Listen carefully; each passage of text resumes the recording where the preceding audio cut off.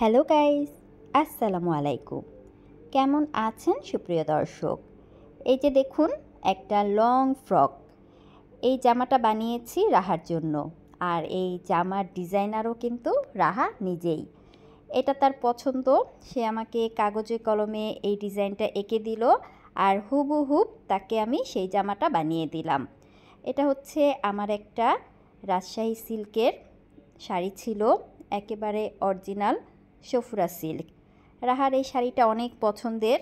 সে 2বার এই শাড়িটা পরেছে, আর এখন বায়না করলো এই শাড়িটা কেটে আমি যেন তাকে একটা লং ড্রেস বানিয়ে দিই।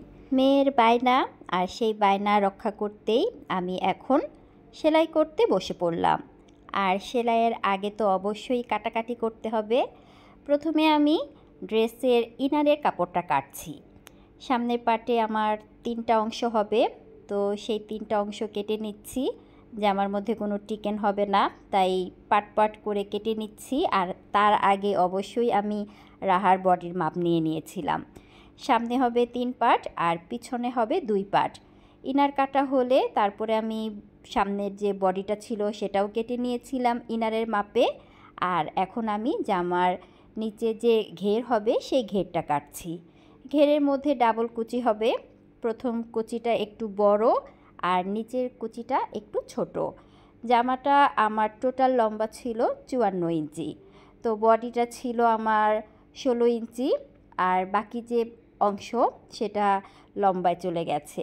তো আমি লম্বাটা 3 ভাগের 1 ভাগ আমি নিচের কুচিটা দিলাম, আর 2 ভাগ হচ্ছে উপরের কুচি। নিচের কুচিটা আগে কাটলাম। সেই কুচির মাপটা ছিল 14 ইঞ্চি, যেহেতু সেলাই করতে একটু কাপড় লাগবে। আর উপরের যে কুচির মাপ সেটা আমি নিলাম 27 ইঞ্চি। আমি 1-1.5 ইঞ্চি করে কাপড় বেশি নিয়েছি, কারণ সেলাই করার সময় অনেক কাপড় কেটে ফেলতে হয়, আবার ভাঁজ দিয়ে সেলাই করলে ছোট হয়ে যায়। 2টা পার্ট কেটে নিলাম। এই যে উপরের পাটেও আমি পাড় রেখেছি, নিচের পাটেও কিন্তু পাড় রেখেছি। আর এখন আমি কাটছি জামার স্লিপ। এখানেও কিন্তু আমি পাটটা রেখেই কাটছি।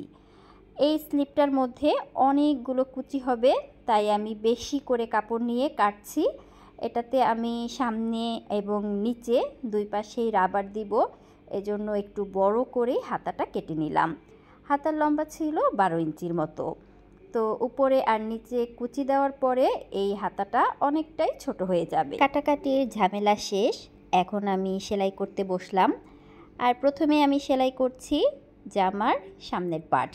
সামনের পার্টগুলো যেহেতু আমি ছোট ছোট টুকরা টুকরা করে ফেলেছি, তাই জামার কাপড় আর ইনারের কাপড় আগে একসাথে সেলাই করে নিচ্ছি।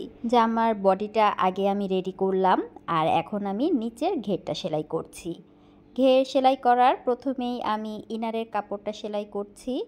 ইনারের কাপড়ের মধ্যেও আমি কুচি দিয়ে নিচ্ছি, আর এখানে কোনো জয়েন দিচ্ছি না, একদম সোজা লম্বা করে একটা ইনার আমি কেটে নিয়েছি।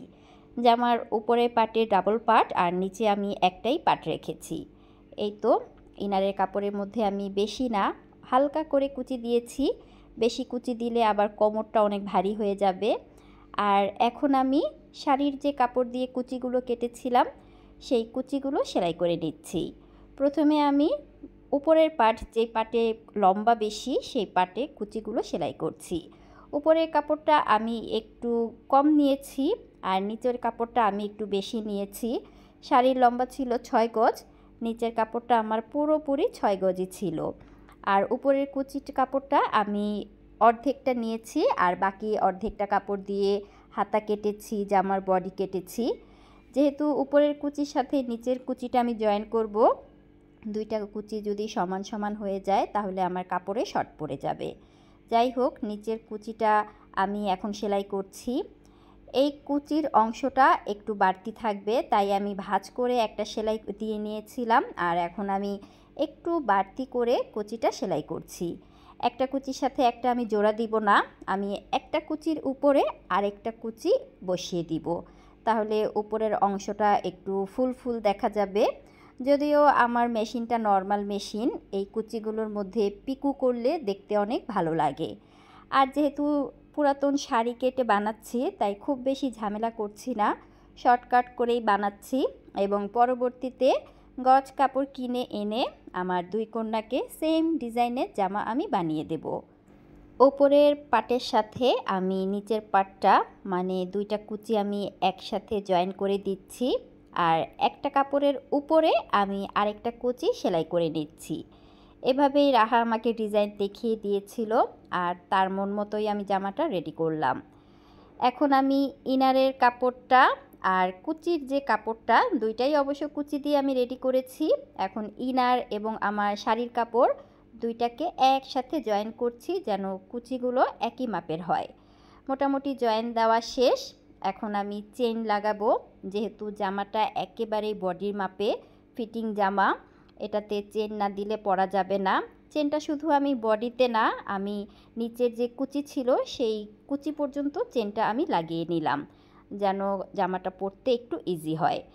আর এর মাঝখানে আমি জামার হাতাটাও সেলাই করে নিয়েছিলাম। জামার হাতার মধ্যে আমি উপরে এবং নিচে দুই পাশেই রাবার দিয়েছিলাম, আর যার কারণে অনেক কুচি হয়েছে। এই হচ্ছে আমার জামাটার ফাইনাল লুক। জামাটা রেডি করার পরে রাহা তো মহা খুশি, তার মনের মতো নাকি হয়েছে। সে তো আমাকে খুশিতে জড়িয়ে ধরে গালে চুমু দিতে শুরু করলো আর থ্যাংক ইউ বলতে থাকলো। তো ভিউয়ার্স, আপনারাও কমেন্ট করে জানাবেন জামাটা কেমন হয়েছে। আজ তাহলে এখানেই বিদায় নিচ্ছি। আরও অনেকগুলো কাপড় কাটবো এবং সেলাই করব।